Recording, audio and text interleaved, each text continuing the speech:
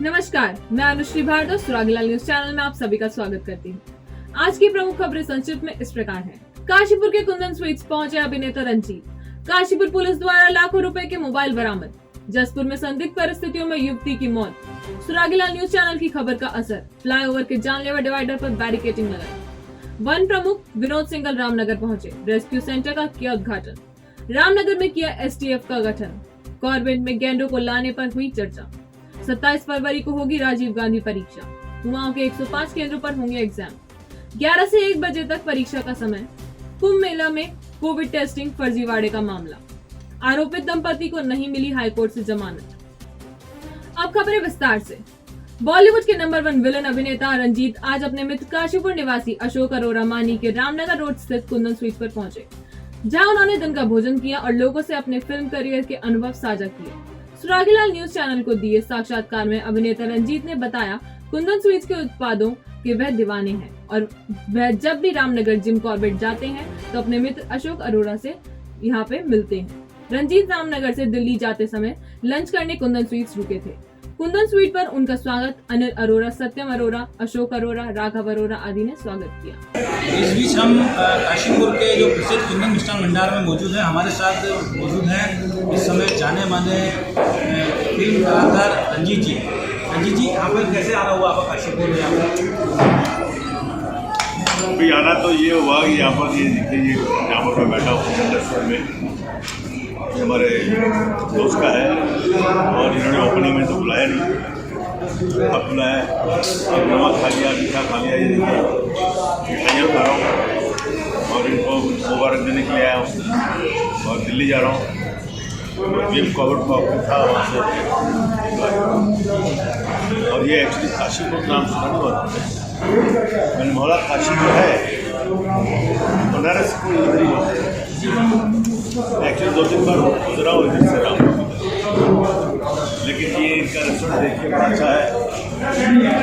मैं बोला जैसे यहाँ के लोगों को घर में भी किचन नहीं चलानी चाहिए, सीधा फैमिली को लेके आ जाना चाहिए या मंगवाने चाहिए। क्यों चैंपियन, कैसी थी तुम्हारी आज की रेस? सेकंड आया। ओह, अरे पोता किसका है? ट्राइडिस। देवरपन पुदीना ब्लास्ट। मम्मी, ये आपके लिए देवरपन चिप्स टैंगी टमाटो। दादाजी, आप ये ट्राई करो, देवरपन चिप्स क्रीम अनियन। कितने रनर से रेस में पार्टनर? 2। देवरपन क्रिस्पी क्रंची चिप्स। मस्ती से बोल, मस्ती में बोल। तराई में लगातार बढ़ रही मोबाइल चोरी की घटनाओं पर अंकुश लगाते हुए पुलिस सर्विलांस के माध्यम से विभिन्न कंपनियों के करीब 3 दर्जन मोबाइल बरामद किए हैं, बाजार में जिनकी कीमत करीब 4.5 लाख रुपए है। SP काशीपुर चंद्रमोहन सिंह ने बताया कि गुमशुदा फोनों की बरामदगी के लिए थाना क्षेत्र जसपुर, कुंडा, काशीपुर, ITI, बाजपुर में चलाए गए अभियान में पुलिस को बड़ी सफलता हाथ लगी है। पुलिस अधीक्षक चंद्रमोहन सिंह ने लोगों से अपील की है सेकेंड हैंड मोबाइल फोन खरीदते हुए सावधानी रखें। नवंबर में खोया था, नवंबर में बताया शशांक के लिए आपका फोन। 2 फोन खोए थे आपके। ये काफ़ी लोगों के द्वारा जो है सूचना दी गई थी और गुमशुदगी भी दर्ज कराई गई है थानों में कि हम लोगों के मोबाइल खो गए हैं या इस तरह से मिल नहीं पा रहे हैं, कहीं छूट गए। तो इसमें SOG के द्वारा इनको सर्विलांस पर लगाकर इनकी लोकेशन की जानकारी करते हुए तो कई जगह जैसे कई व्यक्तियों से ये बरामद हुए हैं, लोगों से बरामद हुए हैं, तो उनके द्वारा बताया गया कि ये हमें कहीं मिला था या फिर इनको ख़रीदा है हमने किसी से। तो आज हमारे पास ये 34 मोबाइल हैं जिनका मूल्य 4.5 लाख के लगभग है, जो Oppo, Vivo, Samsung, Redmi, Realme और नोकिया, मोटोरोला आदि कंपनियों के हैं। तो ये काफ़ी महंगे हैं और इनके ओनर भी आ रखे हैं जिन लोगों के ये फ़ोन है। आज ये हमारे द्वारा उनको सुपुर्द कर दिए जाएंगे। काशीपुर क्षेत्र की सड़कों में लगने वाले जाम से लोग बहुत परेशान हो चुके हैं। चीमा चौराहा व चैती चौराहा समेत काशीपुर के अन्य मुख्य क्षेत्रों पर ट्रैफिक पुलिस की पर्याप्त संख्या में तैनाती न होने व निर्माणाधीन फ्लाईओवर के कारण अन्यत्र मार्गों से भारी संख्या में वाहनों की आवाजाही के कारण लोगों को दिक्कत का सामना करना पड़ रहा है, जिसकी वजह से यात्रियों को अपनी मंजिल तक पहुंचने में देरी हो रही है। व्यापारियों का कहना है कि भारी जाम के कारण उनके व्यापार को भी नुकसान झेलना पड़ रहा है। इस मामले में पुलिस प्रशासन की सुस्ती चर्चा का विषय बनी हुई है।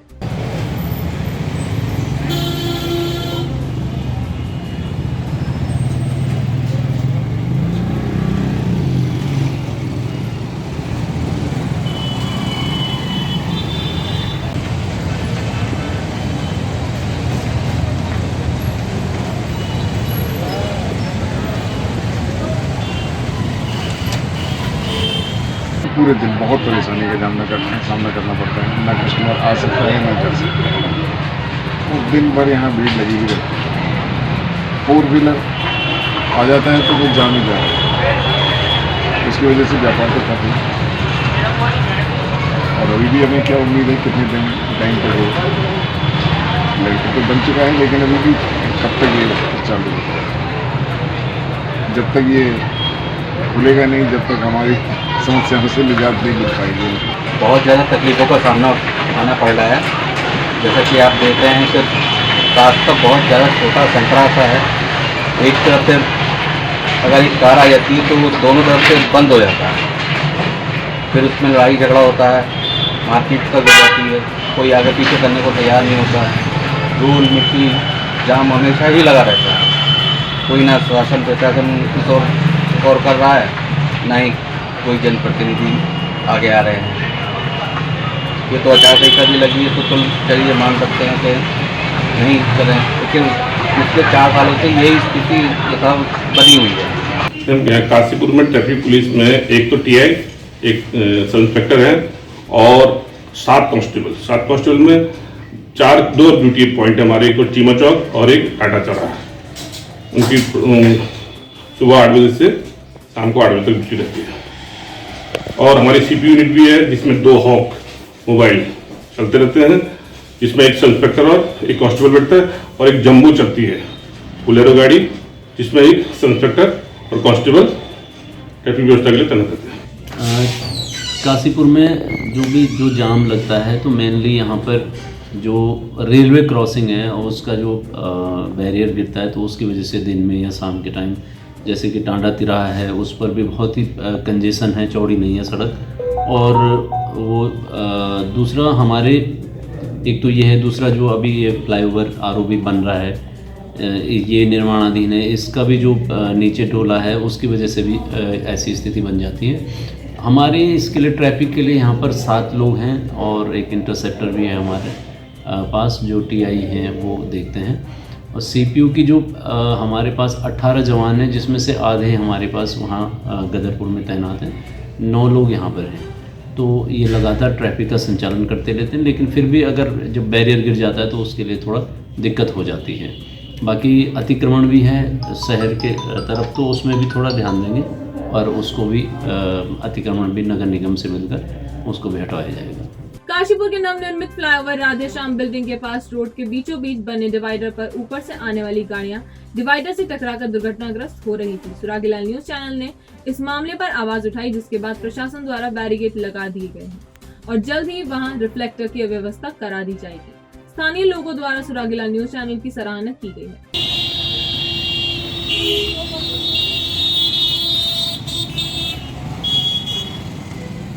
राधेश्याम बिल्डिंग से जो नीचे फ्लाईओवर उतरता है वहाँ पर डिवाइडर बहुत ज़्यादा करीब है रोड के। अक्सर वहाँ के यात्रियों को, वाहन स्वामियों को वो दिख नहीं पाता है, इसलिए आए दिन वहाँ पर दुर्घटनाएं होती रहती हैं। परसों की बात है, रात को एक दंपत्ति अपनी कार से आ रहे थे तो उनको रात में वो डिवाइडर नहीं चमका। इस वजह से उन लोगों ने, उनकी कार अचानक से डिवाइडर पर चढ़ गई, जिससे वो चोटिल भी हो गए, वो गाड़ी भी क्षतिग्रस्त हो गई। इसके बाद मैंने सुरागीलाल न्यूज़ चैनल में राजेश शर्मा जी को कॉल की तो उन्होंने इस बात को संज्ञान में लिया और त्वरित कार्रवाई करते हुए अगले दिन से ही वहाँ पर डिवाइडर के बाहर रिफ्लेक्टर और ये आपका बैरिकेडिंग के लिए वहाँ पर एक लोहे का बैरिकेड लगा दिया गया है। मैं उनका तहे दिल से शुक्रगुजार हूँ कि उन्होंने बहुत जल्दी इस समस्या का समाधान करने की पूरी कोशिश की और भविष्य में चाहूँगा कि सुरागीलाल न्यूज़ चैनल हमेशा से ही जनता की उम्मीदों पर खरा उतरे।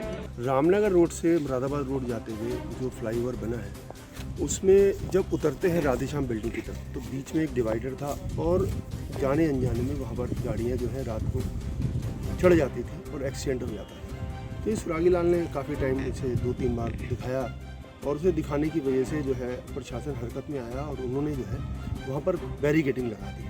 तो गाड़ी उतरते ही पता चल जाता है कि यार कि हमें किस तरफ जाना है, या यहाँ जाना है या यहाँ नहीं जाना है। तो पुलिस प्रशासन को मैं धन्यवाद बोलना पड़ूँगा और सुरागीलाल चैनल को बोलना पड़ूँगा कि उसने ये एक अच्छा कदम उठाया, इससे एक्सीडेंट होने बच रहे हैं। और वहाँ पर जो कई रात में गाड़ियाँ बैरिकेडिंग पे को क्रॉस करती हुई, जो बैरिकेडिंग लगने से पहले एक्सीडेंट हो जाते थे, डिवाइडर पे गाड़ियाँ चढ़ जाती थी, तो वो चढ़नी बंद हो गई और नुकसान होना और लोगों का जो है एक्सीडेंट होने बंद हो गए। तो इसके लिए मैं प्रशासन को और सुलागी लाल चैनल को बहुत दिल से आभार व्यक्त करता हूँ। मैं सुहागी लाल चैनल को धन्यवाद करता हूँ। आपके प्रयास से जो ओवरब्रिज है उसके सामने जैसे उतरते थे स्लोप पर एक डिवाइडर था, इसकी वजह से कई बार एक दुर्घटना हो चुकी थी। अब प्रशासन ने वहाँ पर बैरिकेटिंग लगा दी है, जबकि रिफ्लेक्टर लगना चाहिए। खैर जो भी है प्रयास किया गया, बहुत धन्यवाद। मैं इसके लिए धन्यवाद कर रहा हूँ चैनल को। धन्यवाद शुक्रिया अदा करते हैं कि आपकी खबर की वजह से आपने इस ओर ध्यान दिया और आपकी खबर की वजह से प्रशासन ने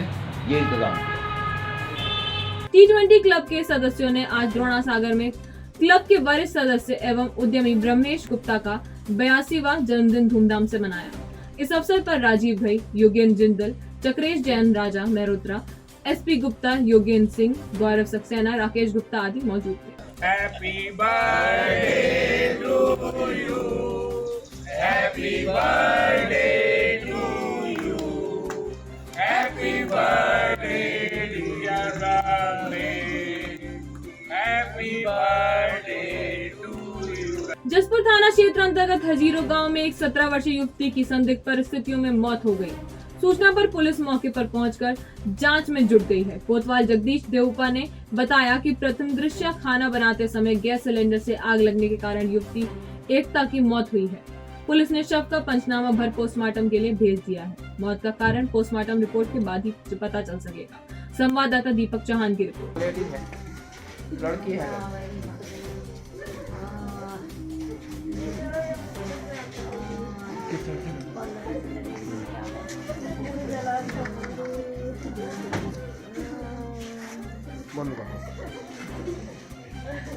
हजीरो वाला में एक सूचना मिली थी कि एक बच्ची जलने से मृत्यु होगी। हमारी फोर्स के हम लोग मौके पर पहुंचे, वहां देखा तो वो खाना बना रही थी और किचन में, और उसका जो कमर से ऊपरी पार्ट में आग लगी थी। तो ज़मीन में बैठ के खाना लगाए थे। प्रथम दृष्टया ये लग रहा था कि वो गैस की में कोई कमी लीक होने से, जो भी रीजन रहा होगा, उसमें आग लगी और उसकी वजह से उस पर बर्न होगी। हाँ, उसको 95 भर के पोस्टमार्टम की। बदलते मौसम की वजह से इन दिनों अस्पतालों में मरीजों की संख्या बढ़ रही है। इस संबंध में राजधानी देहरादून के रायपुर अस्पताल के वरिष्ठ बाल रोग विशेषज्ञ डॉक्टर एसके झा का कहना है कि इन दिनों सभी को अपने स्वास्थ्य के प्रति सचेत रहने की आवश्यकता है। इस मौसम में खांसी, जुकाम, बुखार, फंगल इन्फेक्शन आदि के मरीज ज्यादा आते हैं। ऐसे में बच्चों व बड़ों दोनों को ही एहतियातन गर्म कपड़े ही पहनने चाहिए, क्योंकि दिन में गर्मी व सुबह शाम ठंड रहती है, जिससे लोग लापरवाही करते हैं और बीमार हो जाते हैं। वहीं बच्चों में भी उल्टी, दस्त, खांसी, जुकाम ज्यादातर होता है। इसके बचाव के लिए पानी उबाल कर पिएं, खाना ताजा खाएं, कपड़े पूरे पहने। संवाददाता मनोज कुमार की रिपोर्ट। जैसे जैसे बदल रहा है वैसे बच्चों में प्रॉब्लम आ सकती है या बड़ों में भी प्रॉब्लम आती है। पानी उबाल के पिएं या पानी का संक्रमण की स्थिति से बचा जाए। दूसरा, मौसम में जैसे कि अभी कम कपड़े ना पहना जाए, गर्म कपड़ा पहना जाए, खाना ताज़ा खाया जाए, क्योंकि ऐसे में पेट की प्रॉब्लम या फिर खांसी जुकाम की प्रॉब्लम होती है मौसम चेंज होने पे। तो बच्चों में यूजुअली उल्टी और ये तमाम चीज़ों की प्रॉब्लम होती है या पेट का इन्फेक्शन। तो बच्चों को निश्चित रूप से फास्ट फूड या ऐसे चीज़ों से बचना है। इतना रखा जाएगा एहतियात तो ठीक रहेंगे बच्चे। उत्तराखंड में चुनाव संपन्न होने के बाद जहां एक और नेता राजनीतिक गोड़ा भागने लगे हैं, वहीं अधिकारी कर्मचारी भी मनोरंजन कर रहे हैं। वहीं आज से सचिवालय कर्मचारी अधिकारी अंतर सचिवालय की T20 क्रिकेट टूर्नामेंट का आयोजन किया गया, जिसकी शुरुआत टूर्नामेंट के अध्यक्ष अनिल जोशी ने की। इस मौके पर तमाम अधिकारी कर्मचारी मौजूद रहे। संवाददाता हरीश शर्मा की रिपोर्ट।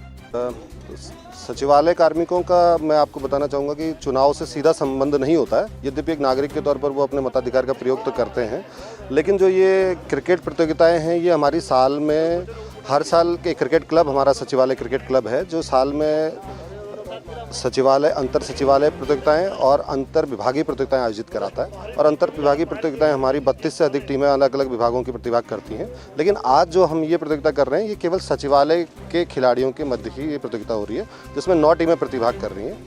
तो ये इसका बेसिक उद्देश्य ये रहता है कि आपस में एक तो इससे सामंजस्य बढ़ता है, प्रतिस्पर्धा थोड़ा बढ़ती है, शारीरिक और मानसिक तौर पर आपको स्वस्थ रहने के लिए, विकास करने के लिए मदद करता है। तो आज की जो ये प्रतियोगिता है ये हमने, हमारे एक दिवंगत साथी हैं जो सचिवालय परिवार के हमारे पूरा राज्य आंदोलनकारी भी थे और हमारे क्रिकेट संघ से भी जुड़े हुए थे, संदीप मोहन चमोला जी, उनकी स्मृति में इस बार ये 5वां अंतर सचिवालय प्रतियोगिता हम लोग करवा रहे हैं।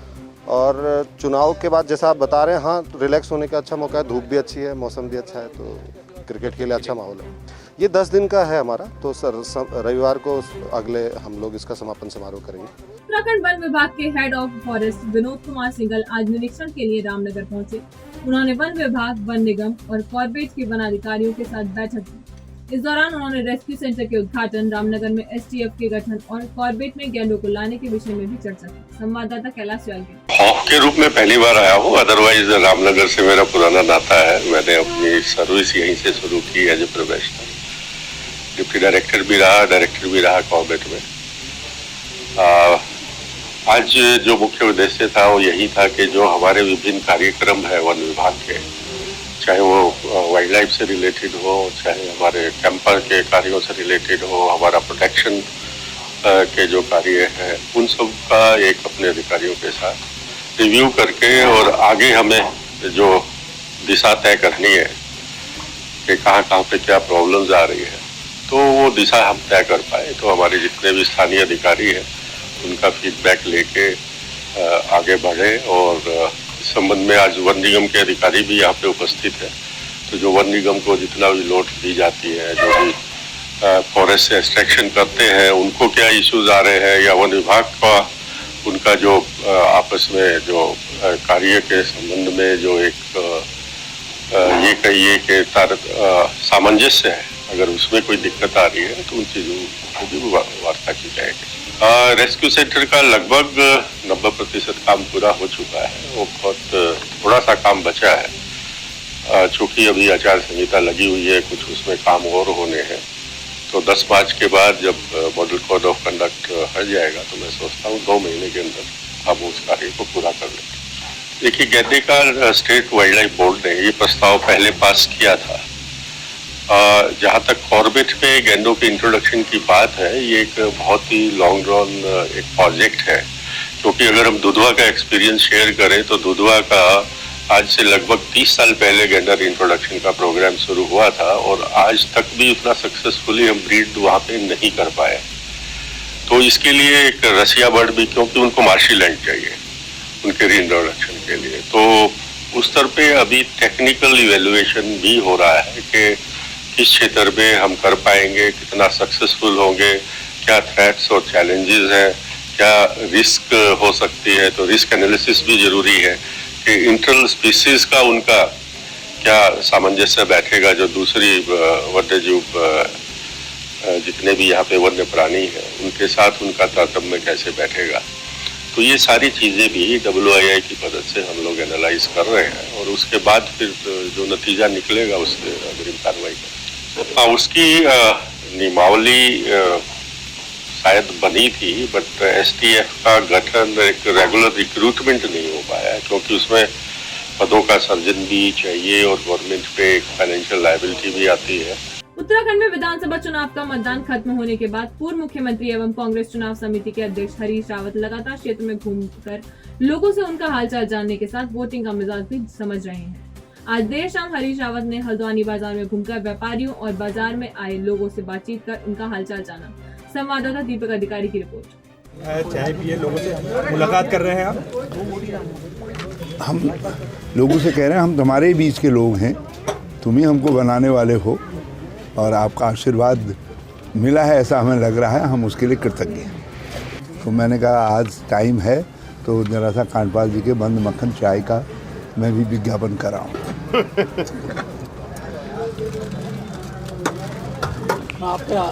उत्तराखंड विद्यालय शिक्षा परिषद के अपर सचिव ब्रजमोहन सिंह रावत ने 27 फरवरी को होने वाली राजीव गांधी परीक्षा को लेकर सभी नोडल अधिकारियों के साथ की अहम बैठक। उत्तराखंड विद्यालय शिक्षा परिषद के अपर सचिव ब्रजमोहन सिंह रावत ने कुमाऊं मंडल के सभी विकास खंड के उप शिक्षा अधिकारी व नोडल अधिकारियों के साथ 27 फरवरी को होने वाली राजीव गांधी नवोदय प्रवेश परीक्षा को लेकर अहम बैठक की।